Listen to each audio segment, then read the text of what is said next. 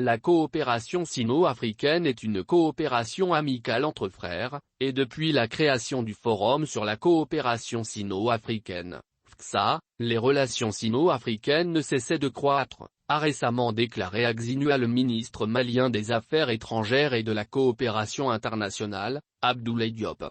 La 8e conférence ministérielle du Forum sur la coopération sino-africaine qui s'est déroulée dans une atmosphère empreinte de cordialité et de fraternité à Dakar, a jeté les bases d'une nouvelle ère de coopération entre la Chine et ses partenaires africains, a indiqué M. Diop dans une récente interview à Xinhua. Au plan de la coopération pour le développement, sur la ligne de crédit de 10 milliards de dollars annoncée par la partie chinoise, plus de 3 milliards de dollars ont été décaissés, dont près de 2,5 milliards accordés pour financer des projets prioritaires africains, a-t-il rappelé. La coopération sino-africaine est une coopération amicale entre frères, a martelé M. Diop. Depuis la création du FCSA, qui est une plateforme de discussion pour une plus grande coopération économique entre la Chine et l'Afrique, les relations sino-africaines ne cessent de s'accroître, notamment dans les domaines économiques, industriels, agricoles et diplomatiques, a-t-il dit. Les réalisations d'infrastructures sont une autre illustration du partenariat mutuellement bénéfique avec la Chine, a-t-il ajouté. Le 3 décembre, le projet hydroélectrique du barrage de Gouinak, réalisé par le groupe chinois Sinohydro, a été inauguré au Mali.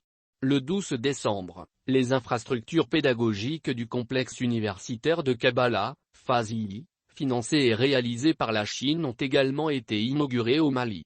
De 2016 à 2020, l'investissement total dans les projets d'infrastructures en Afrique a atteint près de 200 milliards de dollars. D'après le livre blanc intitulé La Chine et l'Afrique dans la nouvelle ère, un partenariat d'égalité publié l'année dernière. Depuis la fondation du FCSA, les entreprises chinoises ont utilisé divers fonds pour aider les pays africains à construire et à moderniser plus de 10 000 km de chemins de fer, près de 100 000 km d'autoroutes, près de 1000 ponts et 100 ports, ainsi que 66 000 km de lignes de transmission et de distribution d'électricité. Elles ont également contribué à la construction d'une capacité installée de production d'électricité de 120 millions de kW, d'un réseau fédérateur de communication de 150 000 km et d'un service réseau couvrant près de 700 millions de terminaux utilisateurs. À l'aube de 62 ans de relations diplomatiques ininterrompues, les relations sino-maliennes n'ont cessé de croître, à la grande satisfaction des deux peuples, a déclaré M. Diop, soulignant que le Mali restait constant quant au respect du principe d'une seule Chine, et que les liens politiques s'étaient raffermis davantage au fil du temps grâce aux échanges de haut niveau. La partie africaine souhaite accueillir davantage d'investisseurs chinois et entend partager activement les informations sur les politiques d'investissement, les opportunités du marché et les lois et règlements à travers des mécanismes et plateformes, a-t-il ajouté.